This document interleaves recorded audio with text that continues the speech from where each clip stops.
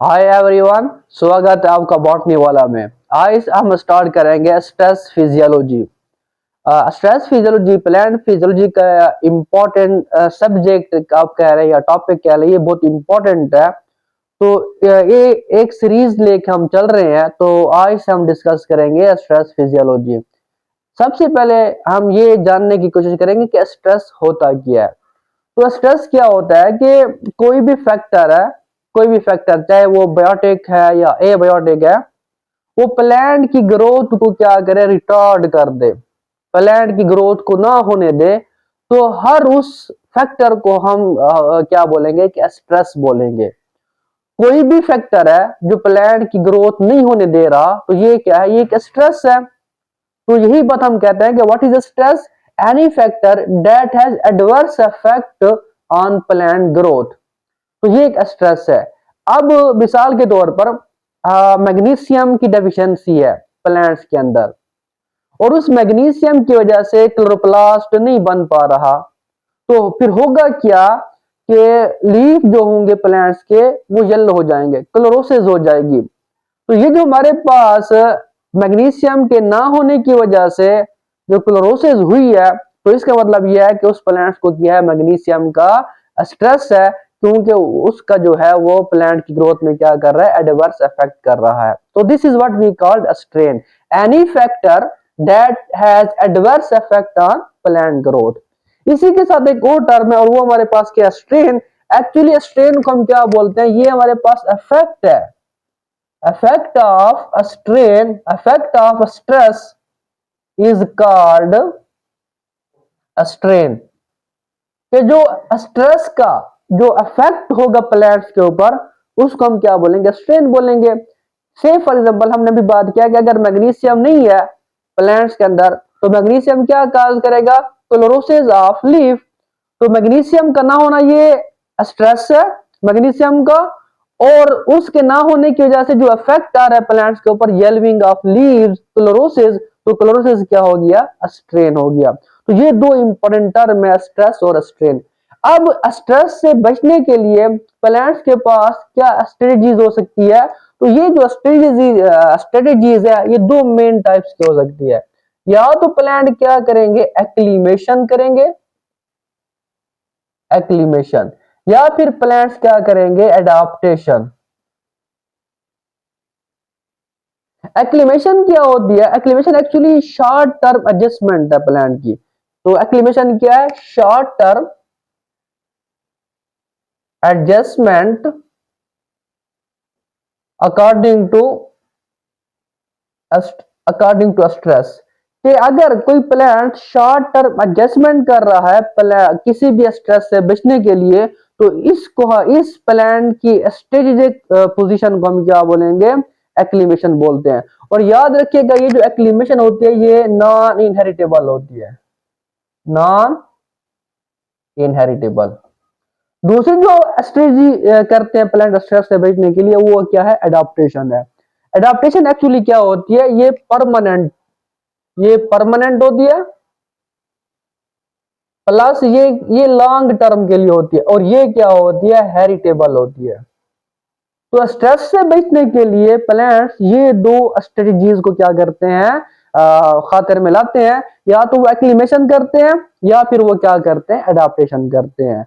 अगर हम बात करें टाइप्स ऑफ प्लांट्स की अकॉर्डिंग टू स्ट्रेस या on the basis of stress, तो प्लांट्स की दो टाइप्स हैं, एक है सेंसिटिव प्लांट और दूसरा है रेजिस्टेंस प्लांट।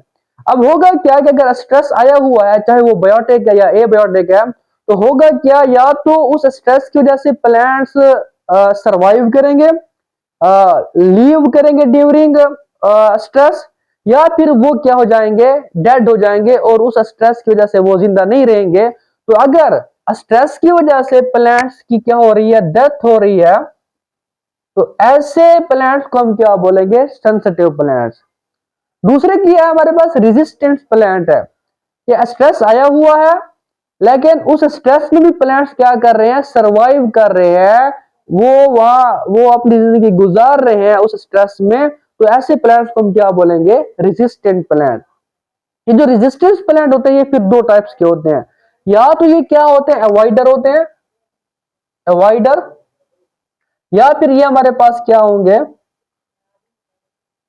अवॉइडर होते हैं, या फिर ये हमारे पास टॉलरेंट होते हैं।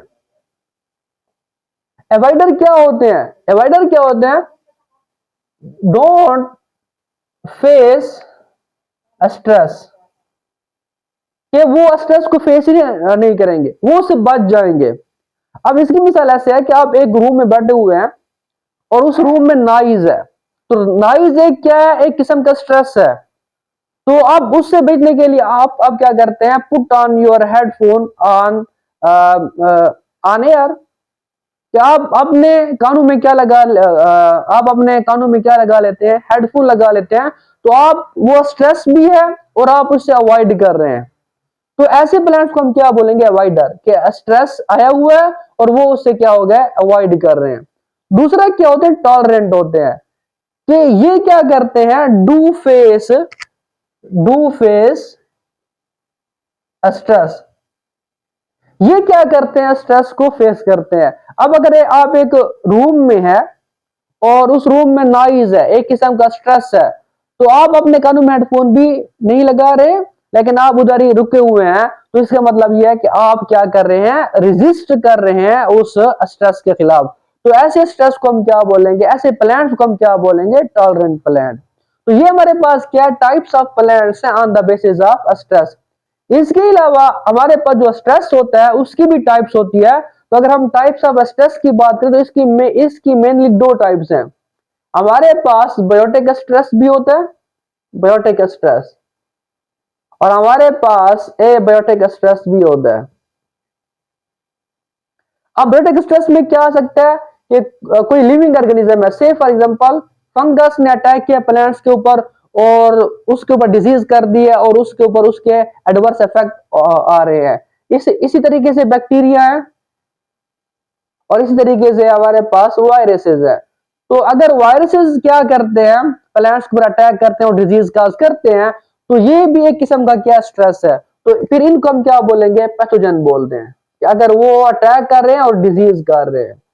जो हमारे पास एबायोटिक स्ट्रेस होता है ये फिर तीन टाइप्स का है। या तो ये हमारे पास क्या होगा, ऑस्मोटिक स्ट्रेस,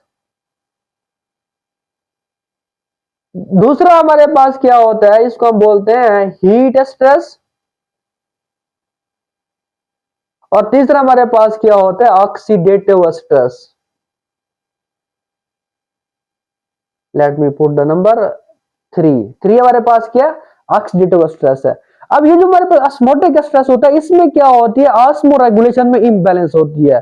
तो अब इसमें हमारे पास क्या क्या फर्दर आ सकते हैं, वाटर स्ट्रेस आ सकता है, कि वाटर की क्या हो जाएगी, डेफिशिएंसी। इसमें हमारे पास साल्ट की कंसंट्रेशन ज्यादा हो सकता है, तो साल्ट स्ट्रेस भी आ सकता है। और इसमें हमारे पास सलूट का भी क्या आ सकता है, स्ट्रेस आ सकता है। तो ये तीन, वाटर स्ट्रेस, साल्ट स्ट्रेस और हमारे पास सलूट स्ट्रेस है, ये किस में आ जाएंगे, ऑस्मोटिक स्ट्रेस में आ जाएंगे। अगर हम बात करें ऑक्सीडेटिव स्ट्रेस की, तो हीट स्ट्रेस में क्या आ जाएगा, टेम्परेचर।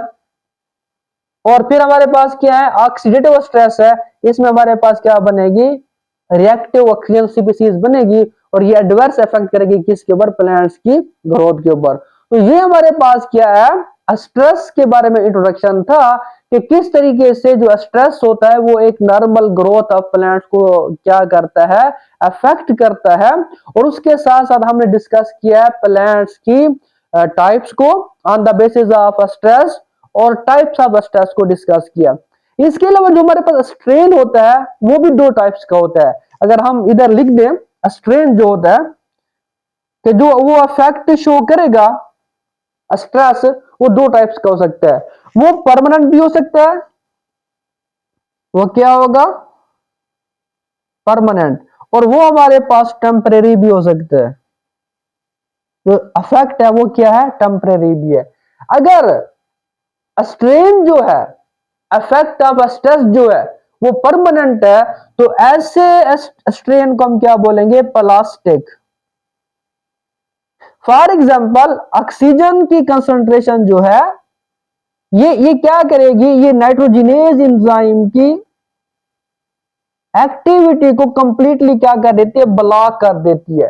तो ये एक हमारे पास क्या है, परमानेंट स्ट्रेन है। स्ट्रेस क्या होता, ऑक्सीजन का बनना ज्यादा, और स्ट्रेन क्या है, नाइट्रोजनियस एंजाइम की एक्टिविटी का क्या हो जाना, कम हो जाना। दूसरा क्या होता है, टेम्पररी। अगर टेम्पररी है तो फिर ऐसे स्ट्रेन को हम क्या बोलेंगे, इलास्टिक स्ट्रेन बोलेंगे।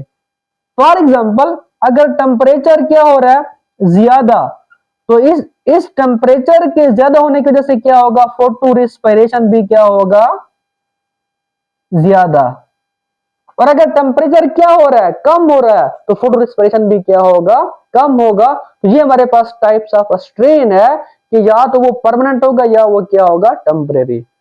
नेक्स्ट वीडियो में हम डिस्कस करेंगे वाटर स्ट्रेस को। बहुत बहुत शुक्रिया।